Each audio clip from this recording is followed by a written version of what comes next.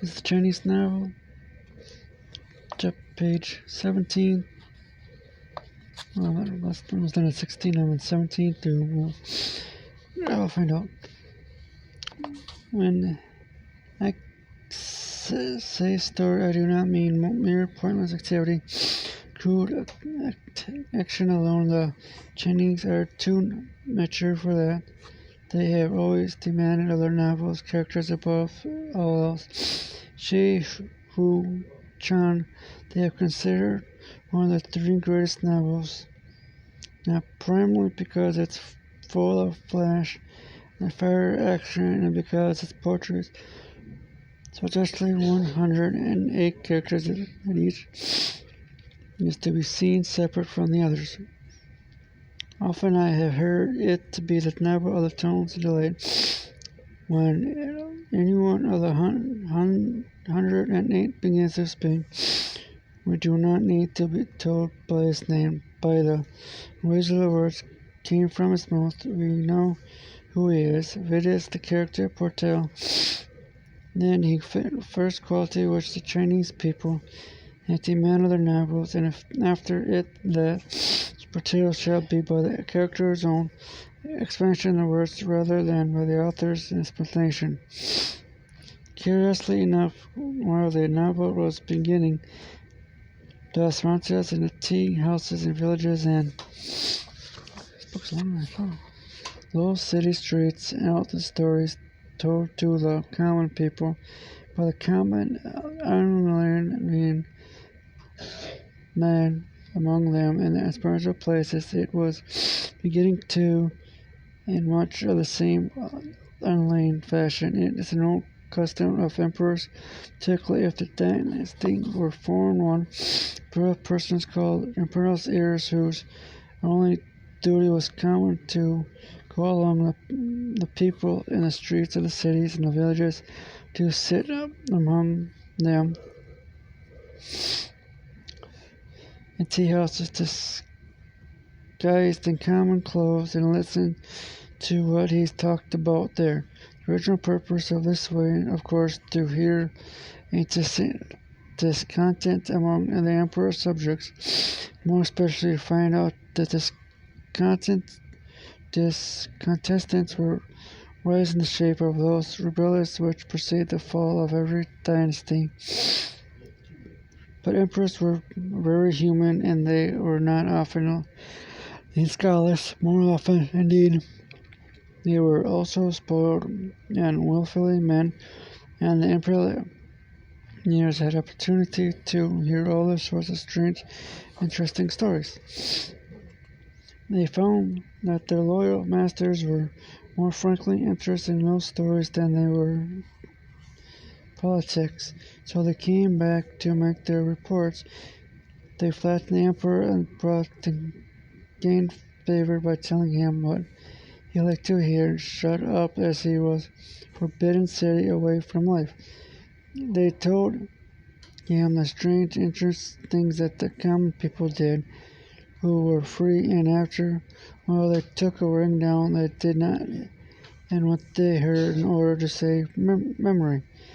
And I did not doubt there was messages between the emperor and the people carried stories one direction and carried them to the other two, and to the people told stories about the emperor and what he said and did, and how he quarreled with his emperors who bore him no sons, and how he encountered with the chief trust to poison his favorite convention of all which the slate of Chinese, because it proved to them, the most fortunate people, that their emperor was, after all, a common fellow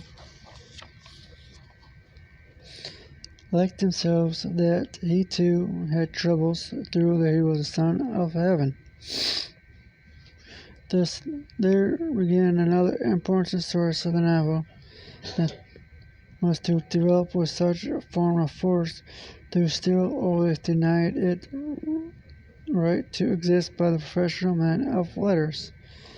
From such a humble, scattered beginnings, then came to the Chinese novel, written always in particular in the dealing with all the interests of the people, with legend and with the myths, with love, intrigue, with the brigades and wars, with everything indeed, which went to make up the life of the people, high and low.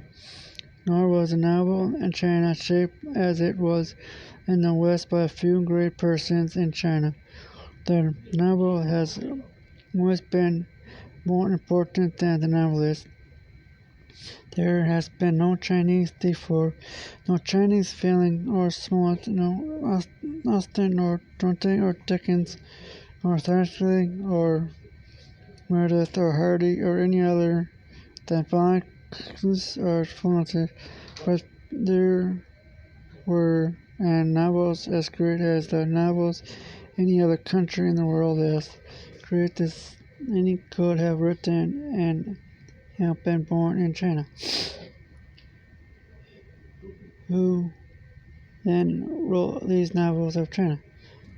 That is what the modern literary men of China now, centuries too late, are trying to discover within the last 25 years. Literature currently trained in the universe of the West have begun to discover their own neglect novels, but the novelists who wrote them they cannot discover.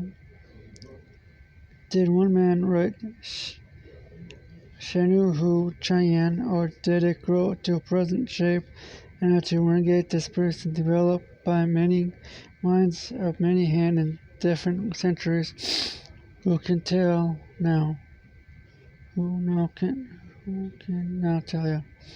They were dead, they lived in their day, they wrote what their day saw and heard of themselves. They have told nothing. The author of Hung Lu Ming dream of the Red Chamber in a far later century says a preference to his book. It is not necessary to know the times of Han a Tang. It's necessary to tell of my own times.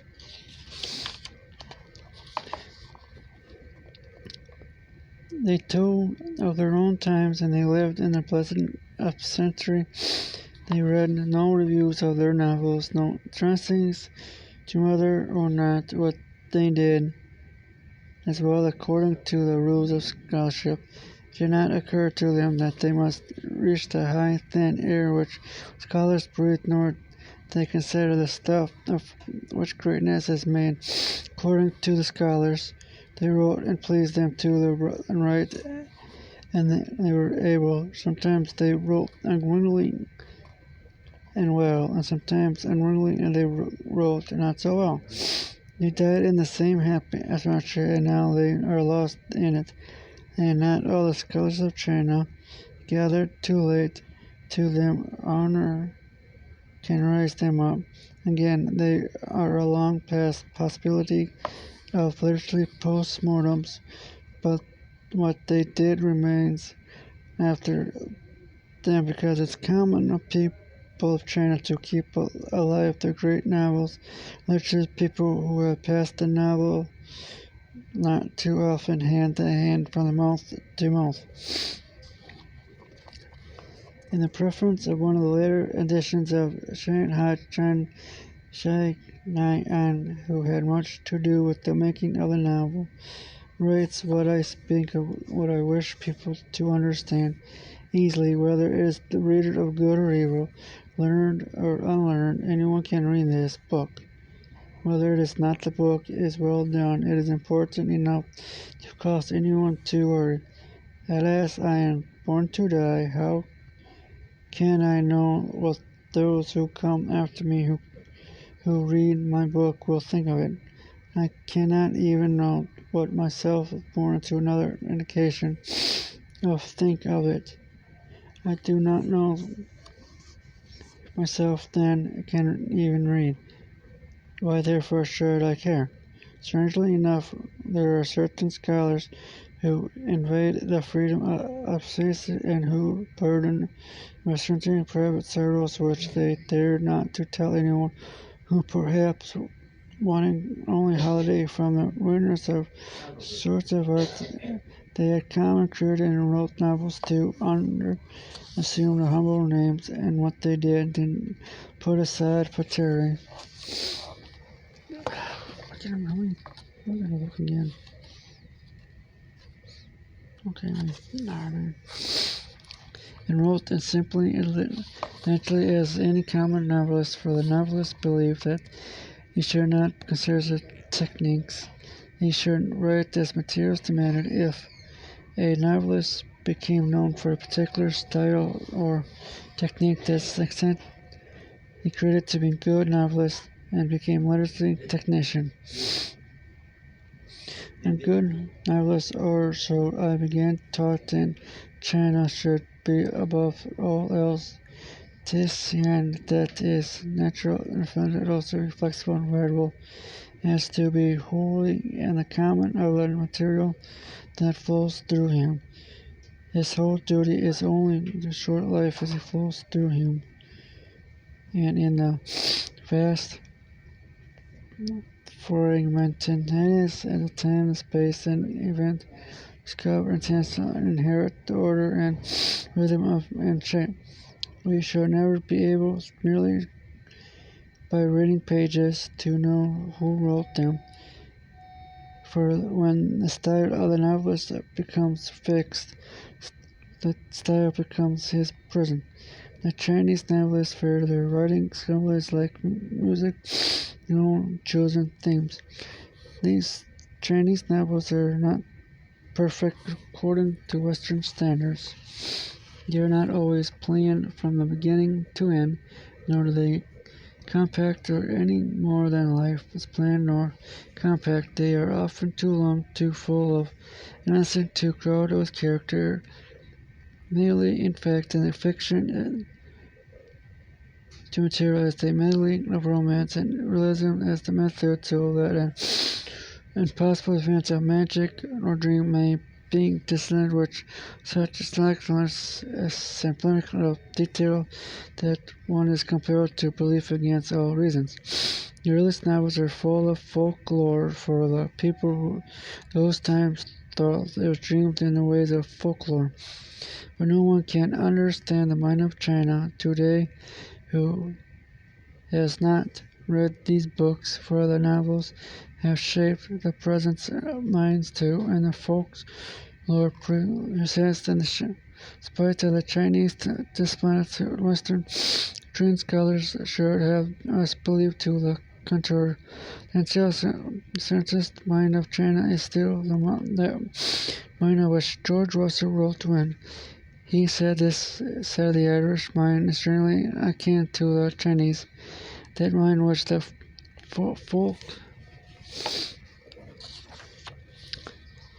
acclamation believes anything. It creates ships of gold and massive silver and white craters by the sea, rewards of fancies, and when that the folk mind turns politics and it's ready to believe that anything.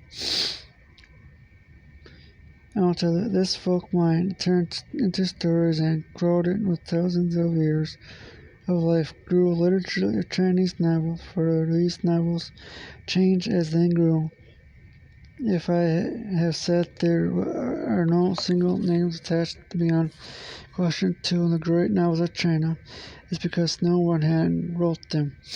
Beginning as mere tale in a story, as grew through succeeding versions into a structure built in many hands. I might mention as an example is well known as the story of the White Snake or Pai Shi Chan, first written in the Tang dynasty by an unknown author.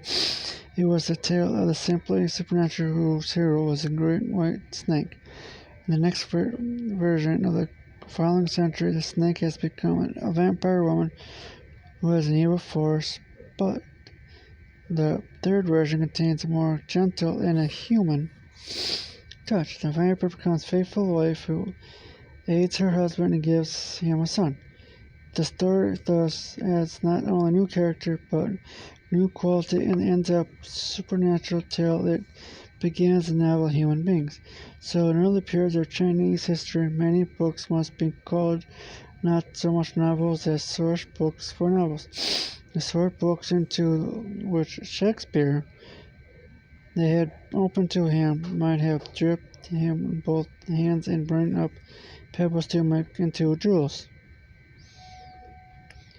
Many of these books have been lost since they were not considered valuable, but not all. Early stories of hand written facsimiles that to this day it is said that they run like gambling horses and tales of the troubled dynasties following. Not all were lost. Some have persisted in the Ming dynasty in one way or another. Many of them were represented in the great collection known as Tai Ping Kan Chi, wherein are tales of superstition and religious, of mercy and godness, and rewards for evil and wrongdoing, tales of dreams. Miracles of dragons and gods and goddesses and priests, and tigers and foxes, transmigration and regression from the dead. Most of those early stories had to do with supernatural events of gods born and of virgins, of men walking, of gods. The Buddhist influence grew strong. They were miracles of allegories, such as the pins of poor scholarships busting into flower, dreams leading the men and women into strange and fantastic lands of color, or the magic wand that flowed in the altar made of iron. But stories mirrored of each age. The stories of hand were frontiers and dealt with fantasies of the nation and centered about some great man or hero.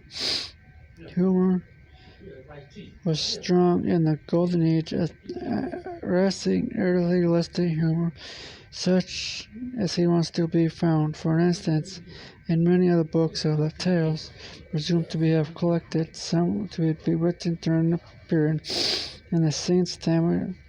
The golden age faded through. It was never been forgotten, so that to this day the Chinese like to call them selves of hand.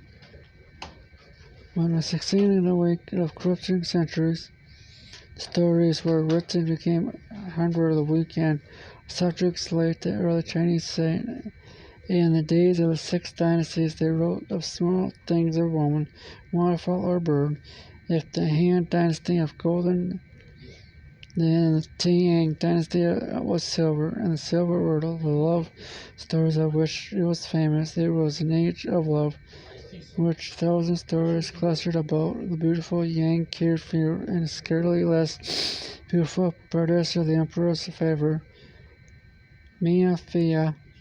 The love stories of Tiang came very near, sometimes purling in their unity and complex standards of the Western novels. They are rising action and crisis. The announcements were definitely not succeed. The Chinese say we must read the stories of Tiang because through they deal with the small matters, yet they are written in so moving a manner that tears come. It is not surprising that one of these love stories deal not with love that ends in marriage, contained in marriage, yet by the love outside the marriage relationship. Indeed, it is the same that marriage is in the theme of the story nearly always ends in tragedy. Two famous stories, Pi Li Shi and Chao Fang Chi, deal entirely with entirely material love and are written apparently to show superficiality of the Montes who could read and write and sing,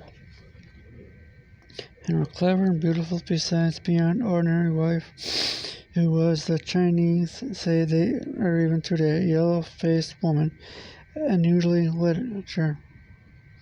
So strong did the tendency become that fashionably grew alarmed at the popularity of such stories among the common people, and they were denounced derogatorily and dangerous because it was thought they attacked the foundation of Chinese civilization, family systems of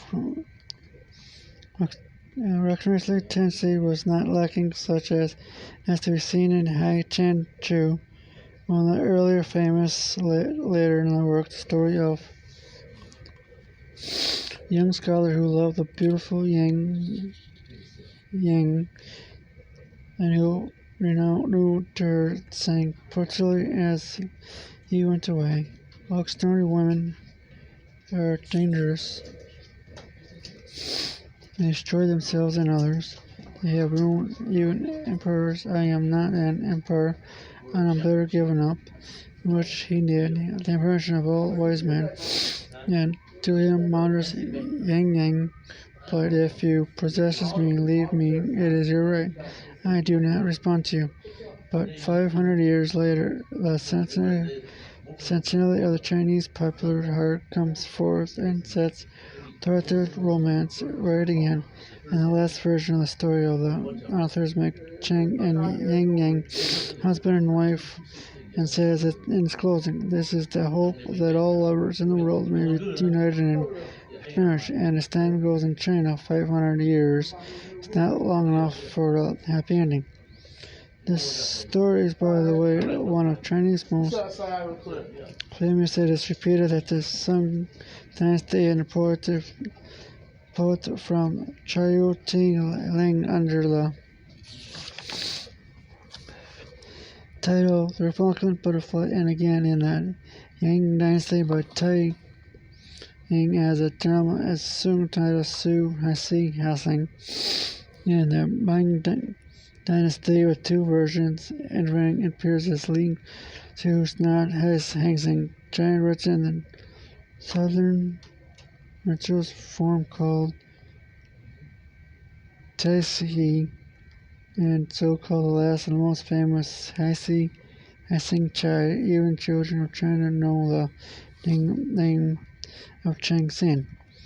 If people embrace romance of the Tang Yang period, because romance between man and woman, the gift of Tang to the novel, because there were no other stories. There were many novels of humorous, dramatist, naturalist, nature, and curious type of story which concerned itself with cockfighting, an important pastime of the age, and particularly in favor in court.